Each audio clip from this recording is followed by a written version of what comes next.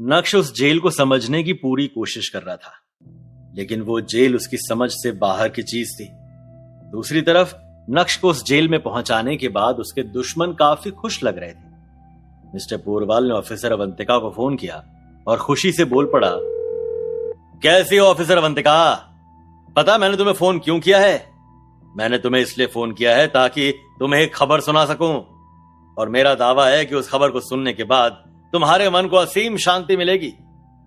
Officer Avantika को तो 1 minute के लिए ऐसा लगा कि कहीं मिस्टर पोरवाल उसे नक्श की मौत की खबर तो नहीं सुनाने वाला है। अवंतिका ने मिस्टर पोरवाल से कहा, अरे वाह सर, जल्दी से मुझे वो खबर सुनाइए ताकि मेरे मन को शांति मिले। मिस्टर पोरवाल ने ऑफिसर अवंतिका से कहा, नक्श को हमने ऐसी जगह पहुंचा दिया है जहां से निकलने में उसकी पूरी उम्र गुजर जाएगी। ऑफिसर अवंतिका थोड़ी उदास हो गई, क्योंकि उसके मन को शांति तभी मिलने वाली थी जब उसके कान में नक्श की मौत की खबर मिले। ऑफिसर अवंतिका ने फिर भी अपनी खुशी जाहिर करते हुए कहा, मुझे आप पर पूरा भरोसा था सर, मुझे मालूम था कि आप नक्श को सिर्फ घुटने पर ला देंगे। अवंतिका की इतनी बात सुनकर मिस्टर पोरवाल थोड़ा गंभीर हो गया। उसने अवंतिका से कहा, अभी मेरा मन नहीं भरा है अवंतिका, नक्श को अभी और तकलीफ सहनी होगी। मैंने उसे इसलिए ही जिंदा रखा है ताकि उसे तिल तिल कर मार सकूं। ये बात सुनकर अवंतिका को थोड़ी शांति मिली, लेकिन उसके दिमाग में अभी भी यही चल रहा था कि नक्श जैसे शातिर आदमी को जिंदा छोड़ना सही नहीं है। उसने मिस्टर पोरवाल से कहा, सर मैं आपकी फीलिंग्स को समझ रही हूं, लेकिन नक्श बहुत ही शातिर इंसान है।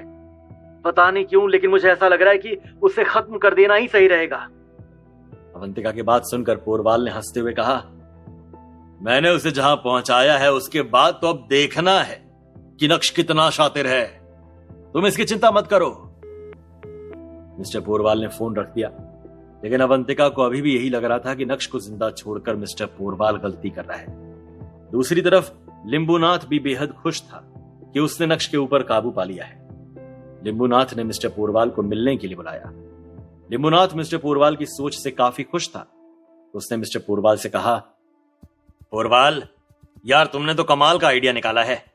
सच पूछो तो मैं नक्श को इसी अवस्था में देखना चाहता था। अगर तुम नहीं होते तो पुलिस वाले तो कुछ नहीं कर पाते।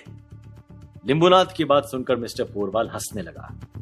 उसने हंसते हुए कहा, सर ऐसा है, अभी तो मैंने शुरुआत की है। मैं नक्श को इतनी तकलीफ देने वाला हूं कि नक्श खुद हम लोगों से मौत की भीख मांगेगा। लिंबूनाथ को मिस्टर पोरवाल की बातें अच्छी लगी। उसने पोरवाल से कहा, नक्श ने हम लोगों को जितना नुकसान पहुंचाया है उसके बाद तो हम लोग यही कह सकते हैं। बताओ अब तुम्हारे दिमाग में क्या चल रहा है, आगे क्या किया जाए नक्श के साथ? मिस्टर पोरवाल पहले से ही सोच कर आया था कि अब आगे नक्श के साथ क्या करना है। उसने लिंबूनाथ से कहा, पिछली बार हमने अनिका पर अटैक किया था तो नक्श ने उसे बचा लिया। इस बार नक्श अनिका के साथ नहीं है, और जहां पर है अगर उसे मालूम भी चलेगा कि अनिका के ऊपर कोई आफत आई हुई है तो वो कुछ नहीं कर पाएगा सिवाय रोने के। लिंबूनाथ समझ गया कि मिस्टर पोरवाल क्या कहना चाहता है। उसने मिस्टर पोरवाल से कहा, तो क्या तुम फिर से अनिका के ऊपर अटैक करने वाले हो? मिस्टर पोरवाल ने एक शैतानी मुस्कान के साथ कहा, बिल्कुल मिस्टर लिंबूनाथ, क्योंकि नक्श अनिका से ज्यादा किसी को मोहब्बत नहीं करता, और इससे भी बड़ी बात है कि अनिका के पेट में नक्श का बच्चा है। अगर हम अनिका को खत्म करते हैं तो नक्श के लिए इससे बड़ा नुकसान कुछ हो ही नहीं सकता। मिस्टर पोरवाल का शैतानी आइडिया सुनकर लिंबूनाथ की आंखें भी चमक उठी। उसने पोरवाल से कहा, आइडिया बुरा नहीं है, लेकिन ध्यान से, चुनाव भी नजदीक है, सब कुछ देखते हुए ही कुछ करना। पोरवाल को मालूम था कि लिंबूनाथ एक पॉलिटिशियन की तरह ही सोचने वाला है, और इसमें बुरा भी नहीं था। पोरवाल की पावर बनी रहे, इसके लिए लिंबूनाथ का सत्ता में रहना बहुत जरूरी था। ऐसे में मिस्टर पोरवाल को लिंबूनाथ की बात अच्छी लगी। तो उसने लिंबूनाथ से कहा, आप चिंता मत करिए, चुनाव को ध्यान में रखकर ही कुछ भी होगा। आपकी इमेज को एक खरोंच भी नहीं आएगी। फिर लिंबूनाथ ने मिस्टर पोरवाल से कहा, फिर मुझसे तुम्हें जो चाहिए ले लो, नक्श को उसके किए की सजा मिलनी चाहिए। दूसरी तरफ अनिका को भी इस बात की खबर मिल गई थी कि नक्श को किसी दूसरी जेल में शिफ्ट कर दिया गया है, लेकिन कहां शिफ्ट किया गया है इसके बारे में किसी को कोई जानकारी नहीं थी। ऐसे में अनिका की चिंता बढ़ती जा रही थी। शेखावत परिवार के लोग लगातार अनिका को हिम्मत देने की कोशिश कर रहे थे, लेकिन अनिका को कुछ भी समझ में नहीं आ रहा था। निवेदिता अनिका के करीब आई और उसने बड़े ही प्यार से कहा, अनिका, तुम्हें चिंता करने की कोई जरूरत नहीं है, हम जल्दी ही नक्श के बारे में सब कुछ पता लगा लेंगे। अनिका अब निराश होने लगी थी। उसने निवेदिता से कहा, पता नहीं मुझे ऐसा क्यों लग रहा है कि कुछ तो बुरा होने वाला है, प्लीज आप लोग नक्श के बारे में पता लगाओ। निवेदिता ने अनिका को हिम्मत देते हुए कहा, अनिका, तुम्हें भी मालूम है कि तुम्हारा मजबूत रहना हम सबके लिए कितना जरूरी है।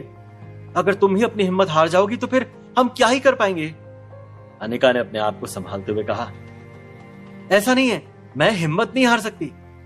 फिर निवेदिता ने अपने कुछ जिम्मेदार लोगों को पास बुलाया और उन लोगों को नक्श की खोज खबर लेने के लिए भेज दिया। दूसरी तरफ अनिका ऋषभ के साथ खेलकर अपने दुख को कम करने की कोशिश कर रही थी। साथ ही उसके दिमाग में यह भी चल रहा था कि ऋषभ के सामने उसे नक्श की कमी पूरी करनी है। अचानक ऋषभ